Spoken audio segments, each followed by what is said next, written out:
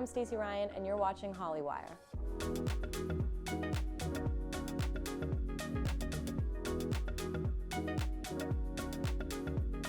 Hollywire, what is up? We have Stacey Ryan in the studio. So excited to have you. Welcome in. Thank you for having Oh my God, me. I just feel like the vibes you're giving off right now. I love it. I feel like by the end of the interview, I feel like I'm gonna be best friends We're gonna with be, you. I mean, we already are.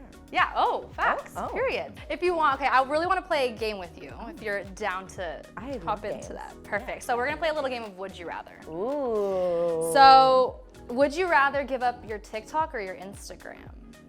Instagram, because you're thriving on TikTok. I mean, I love feel a good like TikTok. is just like, at the end of the day, it's the platform that kind of brings you the most people who don't know who you are. You know, because like their whole goal is to show your video to people who don't know you. And then that's how you gain fans. And then people will go to your Instagram and like stay updated with like your shows and whatever. So yes, TikTok. TikTok? Would you rather be broken up with or be the heartbreaker? Ooh, I mean, feelings-wise, the heartbreaker has it easier a little bit, I think. So it makes me sound like a bad person, but I guess that. You're not it's not a bad person. I just think it's interesting. It could go both ways. You think people would say to be broken up with? I would probably. I guess it depends on the think I would situation. say be broken up with, because it's their loss at the end of the day. You know what? You're right. You're right. And like breaking up with someone is really. I put so much really thought bad. into that answer for myself. Yeah, you did. That was good. Would you rather see your future or would you rather fix something, go back in the past? Oh, definitely fix something in the past. Yeah? So many things. Okay. Oh my God, I lay awake at night and I'm like, why did I do that in 2014? Like, I wish I could. You're like change it. losing sleep over something from like 10 years ago? Honestly, maybe not sleep, but I'll think about it and I'll be like, I'll cringe. You're cringe? Definitely. Okay. Would you rather get drunk texted or be the person to drunk text? I mean, I've done both of these things, but I would probably rather. It depends on who the drunk text is from and like the contents of it. Because like I wrote a whole song about not doing that. But like if it's one of your friends and they're like, I love you so much, like that's a great drunk text. Right. But if it's like, I'm thinking of like a boy. okay, then I would definitely. I don't know. I think I'd rather get a drunk text because sending a drunk text and then waking up the next morning, You're and like, I what? can't believe I said that. Then you'll want to fix something in the past. Oh my God. Yes. Everything Beautiful, just, full circle moment. It just ties together. So tell me what's going on. I feel like we have a lot to cover. We have a lot to talk about. We a lot definitely of do. Brand new things in the think future. So much. I mean, I think the biggest thing right now is definitely Fall in Love Alone.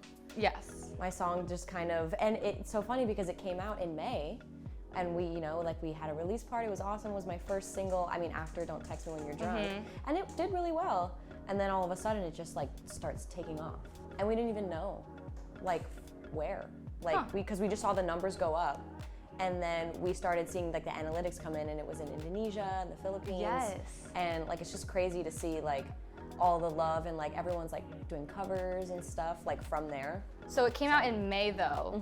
When did it take off when it came out in May, or did it take some time to kind of? So it was very stable. Like I think when we put it out, we did like really good and then it just kind of went and then it was just coasting. And I was like, great. And people like the people that were listening to it really loved it and like that was my ultimate goal, at the end of the day. And yeah, and then we put out another song, Deep End, and then a couple like Deep End came out in August, and then all of a sudden at the end of October, or more so the beginning, Fall in Love Alone just hit something and just went. What is the song? Can you kind of take me through the creative process of creating that song? Kind of what's the behind the scenes of that? So we wrote that song during this 3-week writing trip that I did in LA. So I came to LA in February of this year, right after I got signed at Island. So it was all very exciting, very new. And we had, I think, 20 sessions planned to write music because I had never done like an actual songwriting session like with co-writers and producers. So it was like my first time doing that. And Fall in Love Alone, I think, was from the 3rd day that we did writing sessions. So it was like one of the first songs that I ever wrote with like other people. Wow. And we had, the room was great. So the 11, which are the group of producers that did my upcoming EP, and then we had Victor Franco and Laura Anderson, who were the co-writers. And I think we just like, we just like caught a vibe, you know? We just were like, I wish I remembered more about it, but it was like it was like a couple months ago, so it's hard to remember like exactly how like the subject came up, you know, like of unrequited feelings, and if you don't try, how will you know? Yeah. But I think like at the end of the day, it's still super relatable and it resonates with a lot of people. 100%, that's why I asked, but I have to say, I mean, like you said, it's in Indonesia. Like it blew up, not even in just like the US, but it blew up everywhere. Do you remember where you were when, you know, obviously the song blew up, but I feel like your TikTok like is insane right now. Do you remember maybe like the feelings that you felt, or like where you were in the moment when you're like, oh shoot, like what's going on here? I think it's funny because it's really different from Don't Text Me When You're Drunk, because that was just like consistently like my notifications were being like bombarded because like everyone was doing these duets and tagging me and stuff, and this was like kind of different because it was more so like the sound that was getting used a lot, so I wouldn't necessarily be like tagged in all those videos, you know, but then people started posting more covers, which I got tagged in, and then I kind of like just like watching the Spotify numbers go up, and then also the TikToks just kind of come along with that. Yeah. It kind of brought back like the feeling that I got with Don't Text Me When You're Drunk, but this is like a whole new thing, you know. Don't Text Me When You're Drunk was very like, it was mostly in the US that it kind of blew up.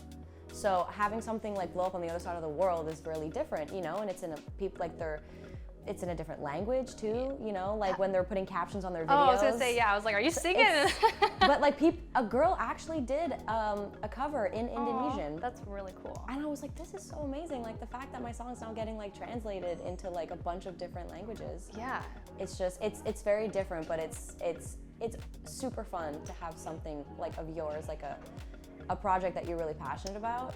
Like, now other people are also being passionate about it. Yeah. Well, I had so much fun with you. I had so much fun. Oh my God, I feel like I get to know you. We're like besties. We're friends. Yes, I think so. We called it. I did. I can tell did. the future. I'm a psychic. You All right, need to fix the past. All right, Hollywire. Well, stay tuned and we will see you next time.